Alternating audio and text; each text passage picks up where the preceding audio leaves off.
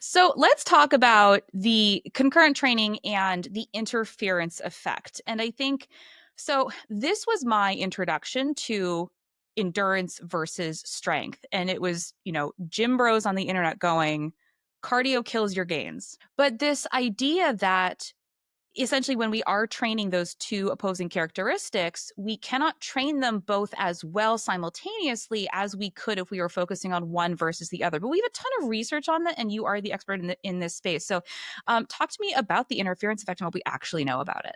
When you're lifting, you're trying to stimulate the recovery and building of tissue. And when you're running, you're essentially kind of putting your cells in an energy deficit. So why would it give energy to also create muscle and tissue and all that stuff? You can kind of think of it that way. So when people talk about the interference effect, that is what they're talking about. But that was kind of came to fruition years and years ago. A lot of it in rodent model studies, and it is a real phenomenon.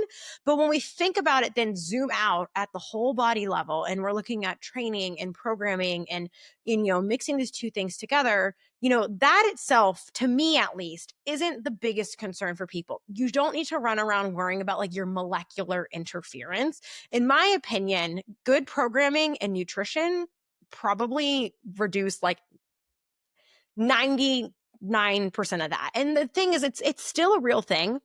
But when we think about concurrent training or doing hybrid training and that interference, there's a component of it that is probably more of an issue in the acute short term that impacts essentially our performance, but then can impact our long-term adaptation. And that's the central nervous system fatigue that comes from training. And so when you do running or endurance training, I'm sure you guys have noticed this. If you lift before you run, you have a better lift than if you lift after your run.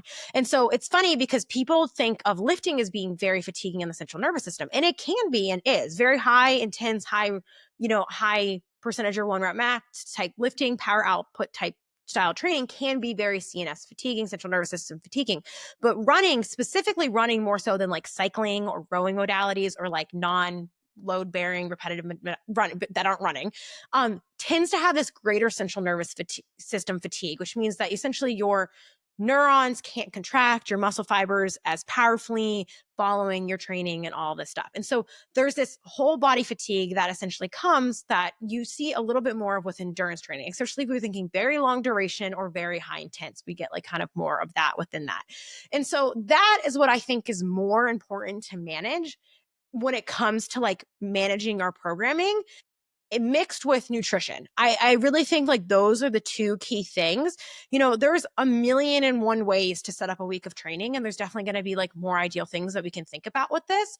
But at the end of the day, when you are even thinking about that, you're thinking about, okay, how am I managing my recovery between these sessions, either with that being able to perform to the level that you want in the next session that is important to you, or recover nutritionally between them. And I think that that's the bigger things that people need to think about when they're worried about these things. And so what happens is if you have this greater fatigue on your system, specifically from running or cardio training or a lot of endurance training, then you go to do a strength training session, you're going to have a lower quality session. And then you're probably going to have less, adaptation to that. So then long term, you might have lower muscle or all this stuff. So what we see is that for beginner to moderate, regular trained people, there's really no difference. There's no impact of endurance on hypertrophy or any of this stuff. But when we see, when we go to more trained people, we do see potentially some blunts in hypertrophy, more so with running and then maybe cycling modalities because of these things.